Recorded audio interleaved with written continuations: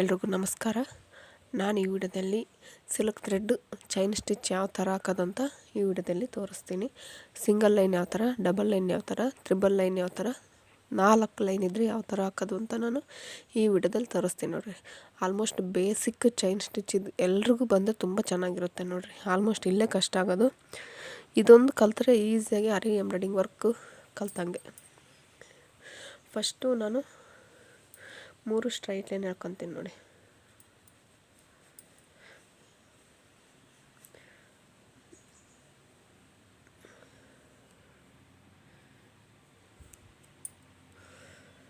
ಮತ್ತು ಇದೊಂದು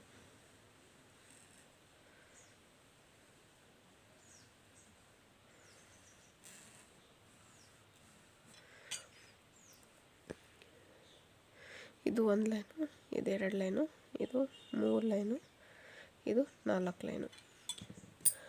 almost 1 line 2 line ಇವೆಲ್ಲ ಯಾವುದರಲ್ಲಿ ಫಿಲ್ಲಿಂಗ್ ಮಾಡೋದ್ರಲ್ಲಿ, ಅಂದರೆ ಈ ಲೀಫ್ ಶೇಪ್ ಆಗಿರ್ಬೋದು ಮತ್ತು ಬೇರೆ ಯಾವುದೇ ಒಂದು ಡಿಸೈನ್ನಲ್ಲಿ ಫಿಲ್ ಮಾಡೋದಕ್ಕೆ ಇವು ಎರಡನ್ನೂ ಬಳಸ್ತಾರೆ. ಆಲ್ಮೋಸ್ಟ್ 1 ಲೈನ್ಗಿಂತ 2 ಲೈನ್ ಜಾಸ್ತಿ ಬಳಸ್ತಾರೆ.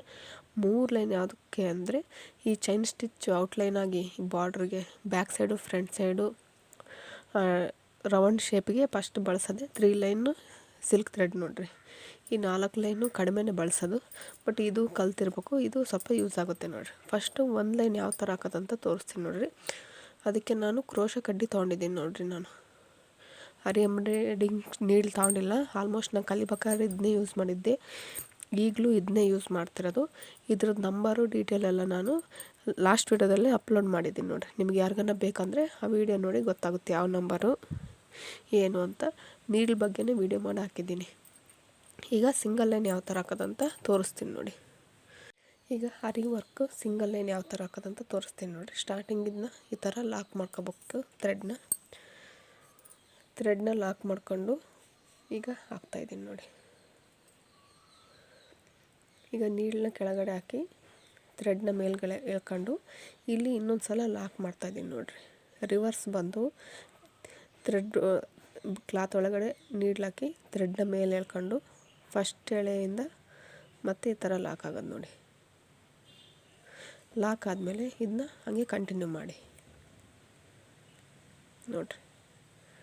ನೀಡ್ಲ್ ಹಾಕ್ತಾಯಿದ್ದೀನಿ ಮತ್ತು ಮೇಲೆ ಎಳ್ಕೊತಾ ಇದ್ದೀನಿ ನೋಡಿ. ನೀಡ್ಲ್ ಹಾಕ್ಬೇಕಾದ್ರೆ ಇದು ತುದಿ ಈ ಕಡೆ ಇರುತ್ತೆ, ಮೇಲೆ ಎಳಿಬೇಕಾದ್ರೆ ಹಿಂಗೆ ಟರ್ನ್ ಆಗುತ್ತೆ ನೋಡಿ. ಇಲ್ಲಿ ಟರ್ನ್ ಆಗಲಿಲ್ಲ ಅಂದರೆ ಈ ಕ್ಲಾತಿಗೆ ನೀಡ್ಲು ಸಿಕ್ಕಾಕೊಂಬಿಡುತ್ತೆ. ಅದಕ್ಕೋಸ್ಕರ ನೋಡಿ ಫುಲ್ ಕ್ಲಿಯರಾಗಿ ತೋರಿಸ್ತಾ ಇದ್ದೀನಿ ನೋಡಿ. ಈ ಕ್ಲಾತಿಂದ ಕಡೆಗೆ ಬರಬೇಕಾದ್ರೆ ಸ್ವಲ್ಪ ಹಿಂಗೆ ಟರ್ನ್ ಆಗುತ್ತೆ. ಇದು ಹಾಕ್ಬೇಕಾದ್ರೆ ತುದಿ ಈ ಕಡೆ ಇರುತ್ತೆ, ಮತ್ತು ಕೆಳಗಡೆ ಥ್ರೆಡ್ ಹಾಕ್ಕೊಂಡು ಮೇಲ್ಗಡೆ ಬರ್ಬೇಕಾದ್ರೆ ಸ್ವಲ್ಪ ರಿವರ್ಸ್ ಆಗಿ ಮತ್ತೆ ಹಿಂಗೆ ಮುಂದಕ್ಕೆ ಹೋಗುತ್ತೆ ನೋಡಿ. ನೋಡಿರಿ ಎಷ್ಟು ನೀಟಾಗಿದೆ ನೋಡಿರಿ, ನೀಟಾಗಿ ಕಾಣಿಸ್ತಿದೆ ಅಲ್ವಾ. ಈ ನೀಡ್ಲನ್ನ ಒಳಗಡೆ ಲೂಪ್ ಒಳಗಡೆ ಹಾಕಿ ಥ್ರೆಡ್ನ ಎಳ್ಕೋಬೇಕಾದ್ರೆ ಈ ನೀಡ್ಲು ರಿವರ್ಸ್ ಬರಬೇಕಾಗುತ್ತೆ ನೋಡಿರಿ. ಇದು ತುದಿ ಮತ್ತು ಹಾಕ್ಬೇಕಾದ್ರೆ ಮತ್ತೆ ಮುಂದಕ್ಕೆ ಫಾರ್ವರ್ಡ್ ನೋಡಿರಿ. ಎಷ್ಟು ಈಸಿಯಾಗಿ ಹಾಕ್ಬೋದು, ತುಂಬ ಈಸಿಯಾಗಿ ಹಾಕ್ಬೋದು. ನೀಡ್ಲು ಕರೆಕ್ಟಾಗಿರೋದು ತೊಗೊಳ್ಳಿ. ಇದು ಥ್ರೆಡ್ ಹಾಕೋದೇ ನೀಡ್ಲು, ಬೇರೆ ನೀಡ್ಲಾದರೆ ಏನಾಗುತ್ತೆ ಥ್ರೆಡ್ಡು ಇಂಜುತ್ತೆ ನೋಡಿರಿ. ಎಷ್ಟು ನೀಟಾಗಿ ಬರ್ತಿದೆ ನೋಡಿ. ಈಗ ಲಾಸ್ಟು ಎಂಡ್ ಲಾಕ್ ಹಾಕ್ತಾಯಿದ್ದೀನಿ ನೋಡಿ.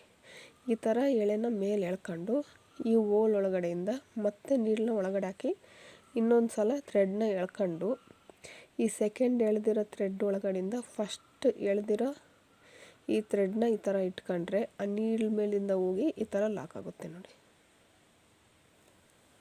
ತುಂಬ ಈಸಿಯಾಗಿ ಹಾಕ್ಬೋದು ನೋಡಿರಿ, ಏನು ರಿಸ್ಕ್ ಇಲ್ಲ ಮತ್ತು ಕ್ಲಿಯರಾಗೂ ಹಾಕ್ಬೋದು. ಈಗ ನೆಕ್ಸ್ಟು 2 ಎಳೆ ಯಾವ ಥರ ಹಾಕೋದಂತ ತೋರಿಸ್ತೀನಿ.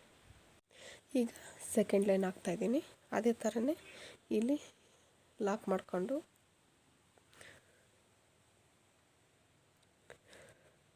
ನೋಡಿರಿ ಈ ಥರ ಲಾಕ್ ಆಯಿತಾ. ರಿವರ್ಸ್ ಬಂದು ಮತ್ತು ಫಾರ್ವರ್ಡಾಗಿ ಮುಂದಕ್ಕೆ ಹೋಗ್ಬೇಕು ನೋಡಿರಿ. ಈ ಥರನೂ ಹಾಕ್ಬೋದು, ಕೆಳಗಡೆ ಲಾಕ್ ಮಾಡಿರ್ತೀವಲ್ವ ಡೈರೆಕ್ಟಾಗಿ ಈ ಥರನೂ ಹಾಕ್ಬೋದು ನೋಡಿ. ನೋಡಿ ನೀಡ್ಲು ಹಾಕ್ಬೇಕಾದ್ರೆ ತುದಿ ಈ ಕಡೆ ಇರುತ್ತೆ. ಹಾಕಿದ ಮೇಲೆ ಕೆಳ್ಕೋಬೇಕಾದ್ರೆ ಈ ಬಟ್ಟೆಯಿಂದ ಹೊರಗೆ ಬರಬೇಕಾದ್ರೆ ಮಾತ್ರ ನೀಡ್ಲು ಈ ಕಡೆ ರಿವರ್ಸ್ ಬರುತ್ತೆ, ಆಮೇಲೆ ಮುಂದಕ್ಕೆ ಹೋಗುತ್ತೆ. ನೋಡಿರಿ ಎಷ್ಟು ನೀಟಾಗಿ ಬರ್ತಿದೆ ನೋಡಿರಿ. ನನಗೆ ಪ್ರಾಕ್ಟೀಸ್ ಆಗಿರೋದ್ರಿಂದ ಈ ಥರ ಬರ್ತಾಯಿದೆ. ನೀವು ಪ್ರಾಕ್ಟೀಸ್ ಇಲ್ಲ ಅಂದರೆ ಬರೋದಿಲ್ಲ. ಪ್ರಾಕ್ಟೀಸ್ ಮಾಡ್ಬೇಕು ನೋಡಿ. ಸ್ಟಾರ್ಟಿಂಗ್ ನನಗೂ ಚೈನ್ ಸ್ಟಿಚ್ ಹಾಕ್ಬೇಕಂದ್ರೆ ಭಾರಿ ಕಷ್ಟ ಆಗ್ಬಿಡೋದು. ಆ ಪ್ರಾಕ್ಟೀಸ್ ಮಾಡಿ ಈಗ ಕರೆಕ್ಟಾಗಿ ಹಾಕ್ತಾಯಿದ್ದೀನಿ ನೋಡಿ.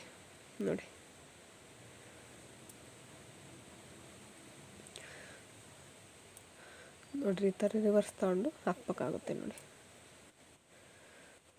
ಮುಂದಕ್ಕೆ ಹೋಗ್ಬೇಕಾದ್ರೆ ನೀಡ್ಲು ಆ ಕಡೆ ಇರುತ್ತೆ, ರಿವರ್ಸ್ ಮೇಲಕ್ಕೆ ತಗೋಬೇಕಾದ್ರೆ ಮತ್ತು ಸ್ವಲ್ಪ ಹಿಂಗೆ ರಿವರ್ಸ್ ಆಗಿ ಮತ್ತೆ ಮುಂದಕ್ಕೆ ಹೋಗ್ಬೇಕಾದ್ರೆ ಹಿಂಗೆ ಫಾರ್ವರ್ಡ್ ಆಗುತ್ತೆ ನೋಡಿರಿ ಎಷ್ಟು ನೀಟಾಗಿ ಬರ್ತಿದೆ ಡಿಸೈನು. ತುಂಬ ಈಸಿಯಾಗಿ ಹಾಕ್ಬೋದು ನೋಡಿರಿ, ಎಲ್ಲೂ ಏನೂ ಕಷ್ಟ ಆಗೋದಿಲ್ಲ. ಪ್ರಾಕ್ಟೀಸ್ ಮಾಡ್ಬೇಕಷ್ಟೆ ನೋಡಿರಿ. ಇವಾಗ 2 ಲೈನಿಂದು ಎಂಡ್ ಲಾಕ್ ಮಾಡ್ತಾಯಿದ್ದೀನಿ. ಈ ಥರ ಥ್ರೆಡ್ನ ಮೇಲಕ್ಕೆ ಕೆಳ್ಕೊಂಡು ಅದರೊಳಗಡೆಯಿಂದನೇ ಇನ್ನೊಂದು ಎಳೆನ ಮೇಲಕ್ಕೆ ಕೆಳ್ಕೋಬೇಕು.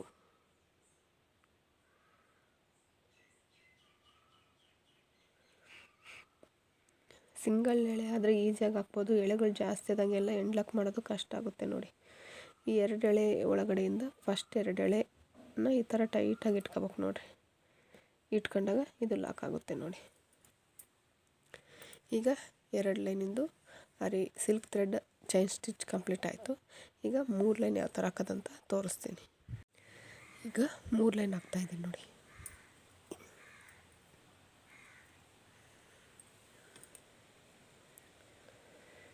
ಈ ಥರ ನೀಡ್ಲು ಹಾಕಿ ರಿವರ್ಸ್ ಬಂದು ಹಾಗೆ ಫಾರ್ವರ್ಡ್ ಆಗ್ಬೇಕು ನೋಡಿರಿ. ಇದು ಹಾಕಿದಾಗ ಸ್ವಲ್ಪ ನೀಡನ್ನ ಕ್ರಾಸಾಗಿ ಇಟ್ಕೊಳ್ಳಿ. ಯಾಕಂದರೆ ಎಳೆ ಜಾಸ್ತಿ ಇದಾವಲ್ವ, ಅವಾಗೇನಾಗುತ್ತೆ ಒಂದೊಂದು ಎಳೆನೇ ಬಿಚ್ಕೊಂಡ್ಬಿಡುತ್ತೆ. ಅದಕ್ಕೋಸ್ಕರ ನೀಡ್ಲಿ ಒಳಗಡೆಯಿಂದ ಜಾರೋಗುತ್ತೆ. ಅದಕ್ಕೋಸ್ಕರ ನೋಡಿ ಎಷ್ಟು ನೀಟಾಗಿ ಬರ್ತಿದೆ. ಈಸಿಯಾಗಿ ಹಾಕ್ಬೋದು. ಎಳೆ ಎಷ್ಟಾದರೂ ಇರಲಿ, ನೀಡನ್ನ ಗ್ರಿಪ್ಪು ಮೇಂಟೈನ್ ಮಾಡ್ಬೇಕು ನೋಡಿ. ಯಾವ ಥರ ನೀಡ್ಲು ಇಟ್ಕೊಂಡ್ರೆ ಎಳೆ ಜಾರೋದಿಲ್ಲ ಅನ್ನೋದು ಗೊತ್ತಿರಬೇಕು ನೋಡಿ.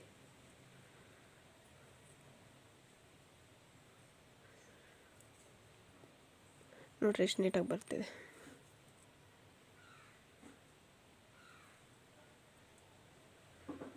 ತುಂಬ ಈಸಿಯಾಗಿ ಮಾಡ್ಬೋದು, ಏನು ಕಷ್ಟ ಇಲ್ಲ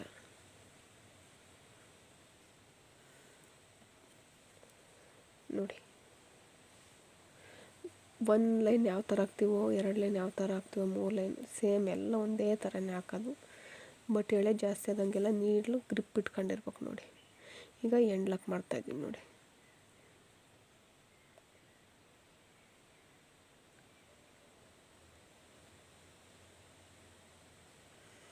ಈಗ ಫಸ್ಟ್ ಎಳೆಯಿಂದ ಸೆಕೆಂಡ್ ಎಳೆನ ಈ ಥರ ಎಳ್ಕೊಳ್ಳೋದು ನೋಡಿರಿ. ಎಳ್ಕೊಂಡ್ರೆ ಲಾಕ್ ಆಗಿಬಿಡುತ್ತೆ. ಈಗ 3 ಲೈನು ಕಂಪ್ಲೀಟ್ ಆಯಿತು. ಈಗ 4 ಲೈನ್ ಯಾವ ಥರ ಹಾಕೋದಂತ ತೋರಿಸ್ತೀನಿ. ಈಗ ನೋಡಿ 4 ಎಳೆ ಟ್ರೈ ಮಾಡ್ತಾಯಿದ್ದೀನಿ. ಈಸಿಯಾಗಿ ಹಾಕ್ಬೋದು ನೋಡಿ.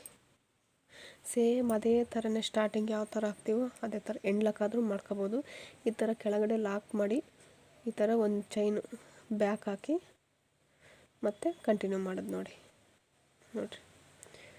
ನೀಡ್ಲು ಹಾಕ್ಬೇಕಾದ್ರೆ ಕೆಳಗಡೆ ಹೋಗ್ಬೇಕಾದ್ರೆ ತುದಿ ಈ ಕಡೆ ಇರಬೇಕು, ಮೇಲಕ್ಕೆ ತಗೋಬೇಕಾದ್ರೆ ಈ ಕಡೆ ಬಂದು ರಿಟರ್ನ್ ಆಗ್ಬೇಕು ನೋಡಿ.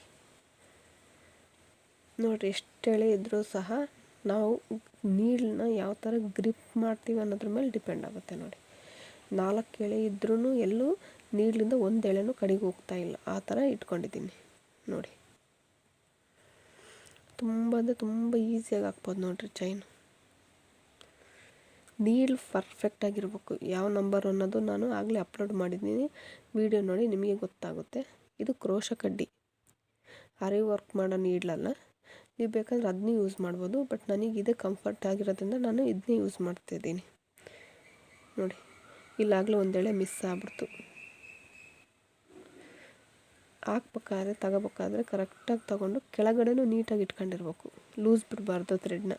ಲೂಸ್ ಬಿಟ್ಟರೆ ಏನಾಗುತ್ತೆ, ಥ್ರೆಡ್ ಕ್ಲಿಯರಾಗಿ ನೀಟಾಗಿ ಮೇಲ್ಗಡೆ ಬರೋದಿಲ್ಲ, ಲೂಸ್ ಆಗಿಬಿಡುತ್ತೆ. ಅದಕ್ಕೋಸ್ಕರ ನಾವು ಹಾಕ್ಬೇಕಾದ್ರೆ 4 ಎಳೆ ಬಂದಿದೆಯಾ ಇಲ್ಲ ಅಂತಲೂ ನೋಡ್ಕೊತ ಹಾಕ್ಬೇಕು ನೋಡಿರಿ ಈ ಥರ ಎಳೆನ ಮೇಲಕ್ಕೆ ಕೆಳ್ಕೊಂಡು ಫಸ್ಟು 4 ಎಳೆನ ಮೇಲಕ್ಕೆ ಕೆಳ್ಕೊಂಡು ಈ 4 ಎಳೆ ಒಳಗಡೆಯಿಂದ